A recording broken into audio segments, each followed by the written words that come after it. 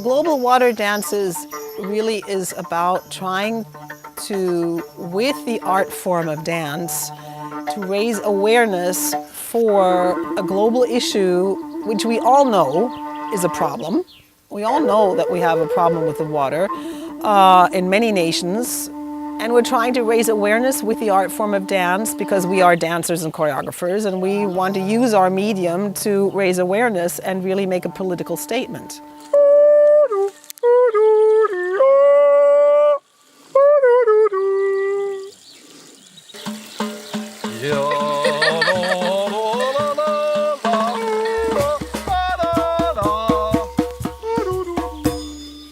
Of course, we can't, with dance, really generate water or even purify water. That somebody else has to do. But we know that humankind is creative enough to figure things out if they know which direction they want to go.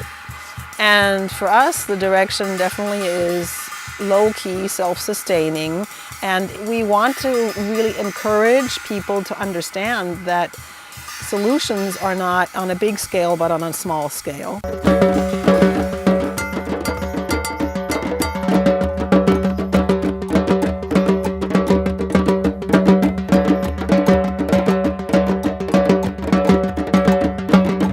What we see at the moment, of course, is the devastating and horrifying statistics that really every 15 seconds somebody on this earth dies of a waterborne disease, and it's usually a child. And this is the horrifying statistics that we know. And nobody is really doing anything. This is the real big problem. The issue is that in the UN, they have made even a resolution that they are trying to go in the direction that there's enough sanitation, that there's enough clean water for everybody on this earth. But it's not helping, it's not doing anything.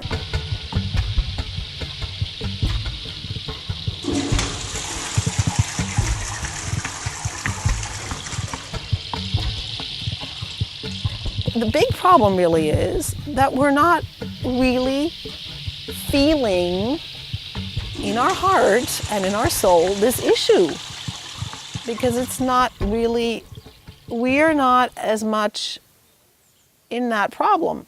The thing is that we as Europeans and United States, which is really the major places where the global water dances is taking place, is that we see the problem, but we're not doing enough.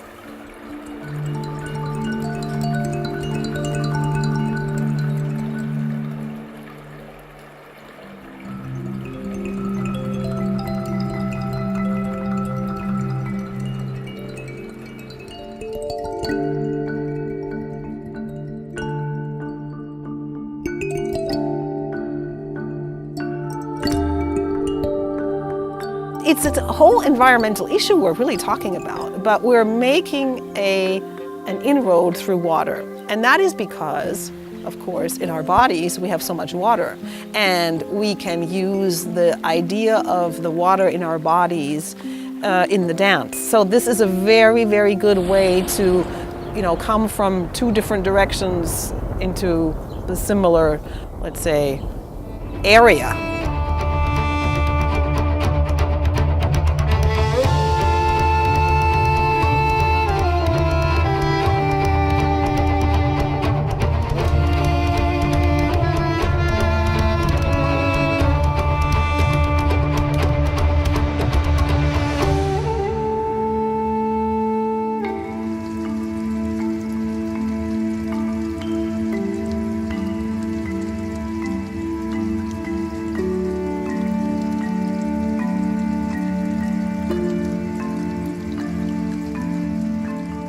A lot of people say, dance, water, what do these two things have to do with each other? And there's lots, of course. Not only as dancers do we sweat and we need some water to drink, but we can tap into our fluid systems internal body, and that we now know as of Irmgard Bartenieff, which was a student of Laban's, and a student of Irmgard's is Bonnie Bainbridge-Cohen, who goes into fluid systems, and we can actually use them to show that actually in the body we can tap into those, and that is something totally different than if we tap into our muscles and bones, so where we're really like working like this. So this makes a totally different tone and a totally different movement quality, and this is what Laban was talking about all the time. So in other words, it all fits together in some way, but you have to find those places where it fits.